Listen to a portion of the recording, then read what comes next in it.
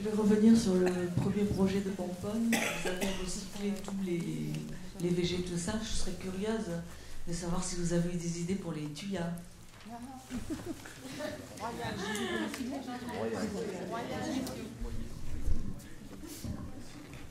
Alors, j'étais pas là quand ils ont été coupés, mais on peut les réutiliser. Comme tous les paliers de conifères, c'est très acide. Comme on est sur des sols plutôt calcaires, c'est un excellent désherbant en paillage. C'est-à-dire que là où vous ne voulez pas que la végétation pousse, vous mettez du tuya broyé et il n'y aura rien qui poussera. Vous avez déjà remarqué d'ailleurs que sous les tuyas, généralement, il n'y a pas grand-chose qui pousse. Et de la même façon, les troncs de tuya, c'est un bois qui est quand même assez dense et donc qui est assez peu putrescible, donc on aurait pu les réutiliser, sauf qu'il faut beaucoup élaguer puisque le tuya, il y a beaucoup de branchages.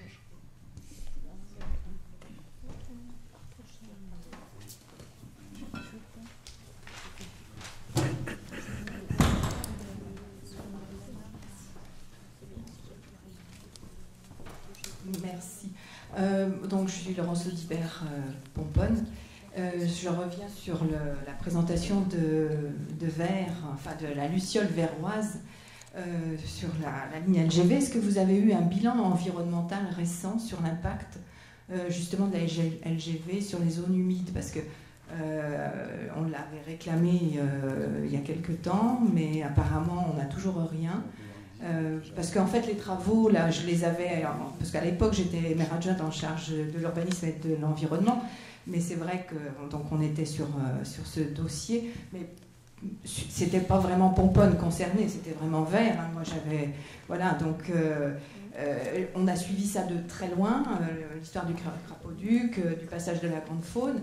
Je voulais savoir un petit peu si vous avez eu un suivi donc à ce sujet. Dernièrement, non, et puis comme l'agence des espaces verts a repris tout le site à côté, c'est plutôt eux maintenant qui gèrent ce genre d'endroit. Nous, on est intervenu au départ, maintenant on anime, mais on ne s'occupe pas maintenant du suivi, quoi. Je sais que tous les ans, ils font des analyses sur l'eau, ils sont obligés, hein, avec le passage, voir l'impact que ça a eu. Mais nous, on voit la végétation, comment elle se développe, on voit les espèces qui y sont présentes, enfin, etc. Donc, dans l'ensemble, c'est encourageant, hein, puisqu'il y a quand même des espèces assez rares qui sont revenues s'installer là, enfin, qui devaient venir du bois du Marais à côté. Hein. Oui. Oui, notamment le tréton crêté, je sais qu'ils ont fait un constat. Ils ont essayé d'en trouver dans le cadre de l'étude Natura 2000, mais ils n'en ont pas trouvé, alors je sais pas. Ils n'ont trouvé que l'habitat. Hein, ils ont trouvé l'habitat, mais par contre, je ne suis pas certain qu'ils aient fait toutes les mares qu'il fallait, parce que justement, à côté derrière la ferme, il y avait des anciennes mares. Et celles-ci n'ont jamais été faites. Et elles sont en plein, maintenant elles sont en milieu forestier, elles sont juste à côté de la zone humide, là, qui a été réaménagée. Et c'est surtout là qu'on trouvait les tritons crêtés. C'était pas trop dans le bois du Marais. Dans le bois du Marais, c'est plus tritons, des grenouilles agiles, des tritons vulgaires, de l'alpestre aussi, il y avait. Mais les crêtés, ils étaient beaucoup plus dans des mares forestières, mais derrière l'ancienne ferme, beaucoup plus haut. Enfin, la SNCF s'était quand même engagée à communiquer un suivi environnemental, hein, qu'on n'a jamais eu. Merci.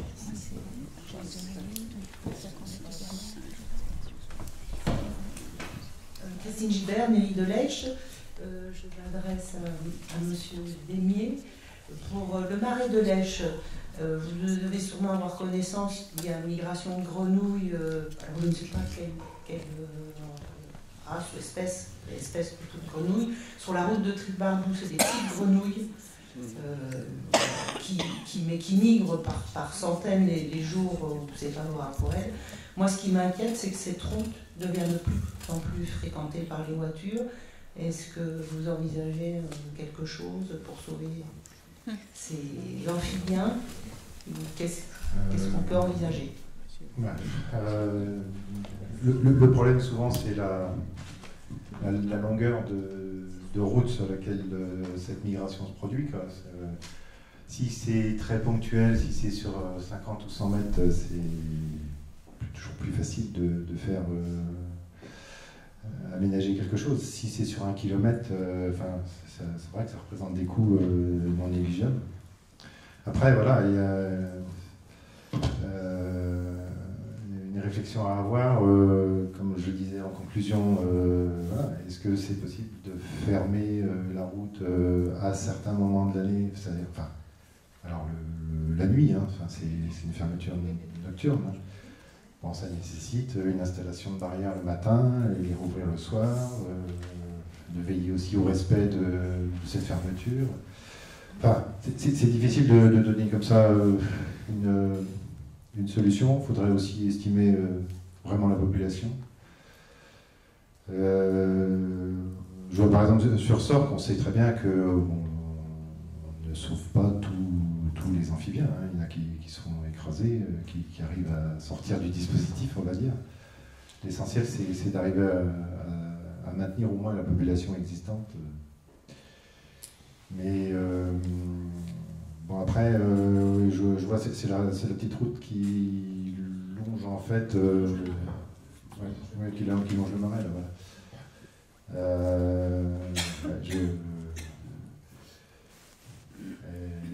Elle est longue. Ce qu'il y a aussi, c'est la possibilité de créer un habitat favorable là où finalement ils passent leur hiver. Donc là où ils sont l'été, l'automne et l'hiver, faire en sorte de créer un milieu favorable. Et là, c'est peut-être cette piste-là à rechercher, puisqu'en plus, il y a eu tout le réaménagement après l'exploitation de la carrière. Enfin, je sais pas. Oui. Bah, c'est sûr que de toute façon, chaque cas est allé vraiment étudier de manière très particulière. Hein. Il y a, en fonction des situations. Et puis, vous voyez, les choses évoluent. Donc ce qu'on peut déterminer à un temps, une année N, 10 ans après, on prend des dispositions qui sont finalement complètement différentes. Quelque part, je dirais que sur Sorgue, maintenant, l'essentiel de la migration, elle ne se fait pas au niveau des 400 mètres du dispositif fixe. Elle s'est étendue, elle s'est reportée. Bon, comme j'ai dit, c'est peut-être dû au crapaud-duc, mais je n'en suis pas du tout sûr. Je pense plutôt, moi, à une modification vis-à-vis du milieu, de l'habitat, donc aux conditions d'accueil sur le site, et puis tout simplement à une extension de la population, quoi, qui a trouvé peut-être des milieux plus favorables.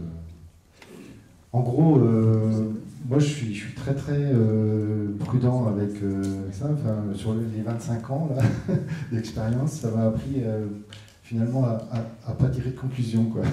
Pas tirer de conclusion hâtive. Au tout début, au bout de 2-3 ans de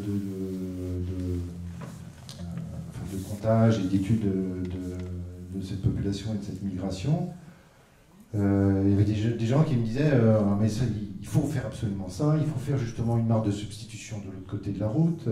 Voilà. Heureusement qu'on n'a pas fait ça. D'abord, on n'aurait jamais pu l'alimenter en eau. Enfin, c'est gentil de faire une mare, mais il faut de l'eau dedans. Et de l'autre côté de la route, en fait, on est dans des sables de Fontainebleau.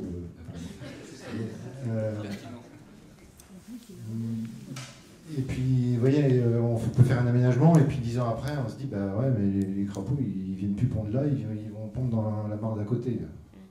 Ah, zut. Donc,